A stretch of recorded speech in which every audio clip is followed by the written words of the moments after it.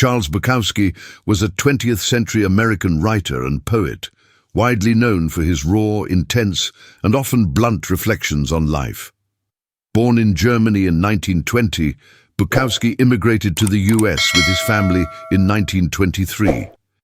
His childhood was marked by severe physical abuse from his father, starting at just 6 years old.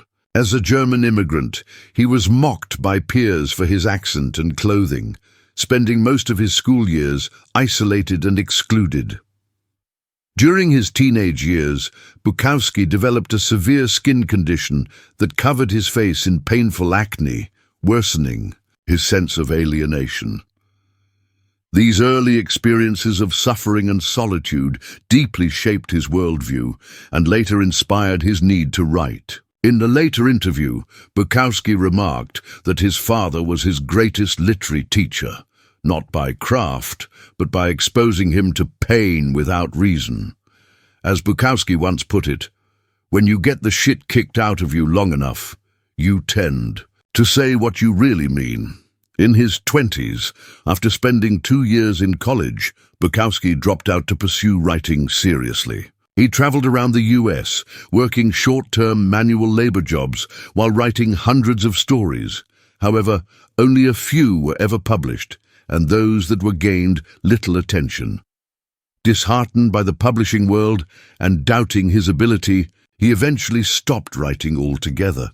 For nearly a decade, Bukowski worked various low-wage jobs, stepping away from his creative ambitions. Then in 1955, at age 35, he nearly died from a severe bleeding ulcer. He recovered, and not long after, quit his job at the post office and returned to writing. Though he published several pieces in the following years, success continued to elude him. Financial pressures forced him back to the post office, but this time he wrote consistently before work each day. Over the years, Bukowski's writing began appearing in underground magazines. Despite minimal recognition, he kept at it, driven by something deeper than fame or money. He wrote almost daily, even when it seemed no one cared. We now know how his story ends.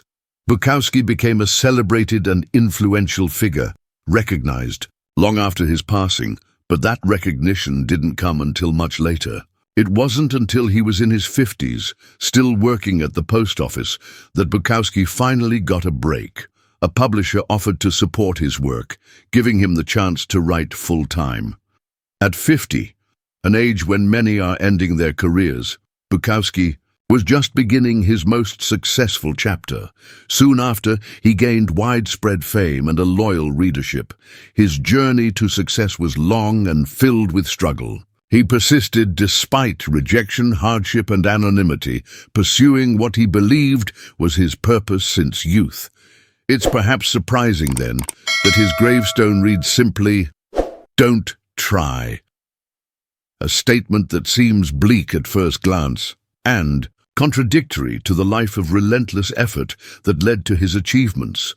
But within this paradox lies a deeper insight. In a letter to fellow writer and publisher William Packard, Bukowski wrote, "Too many writers write for the wrong reasons. They want to get famous or rich or laid. But when it works best, it's because writing chose you, not the other way. Around." He described this drive as something overwhelming, embedded in his being, like a compulsion that couldn't be ignored. Though he directed these words at aspiring writers, Bukowski was also pointing to something larger, the nature of purpose and genuine creative expression. Much like how we instinctively know our favorite color, without reason, without trying, true passion may not be chosen, but felt. You don't decide why a color speaks to you. It simply does. The same principle, Bukowski suggests, applies to life's work. Despite constant rejection, he never abandoned his voice or reshaped his style to fit in. He didn't force himself to want writing. He just wrote because he had to. In that same letter he added, "We work too hard, we try too hard, don't try, don't work. It's there, looking right at us, aching to kick out of the closed womb." He wasn't advocating laziness, but rather warning against forcing something. That isn't truly yours. If you must try to care or try to want something, it might not be what you're meant to do. It might not be your color. Creativity thrives when it's honest and unforced. Bukowski's message wasn't against effort, but against inauthenticity. He endured years of struggle, not because he wanted to be a writer, but because he already was one, deeply and undeniably. Of course, only Bukowski truly knew what he meant by "don't try."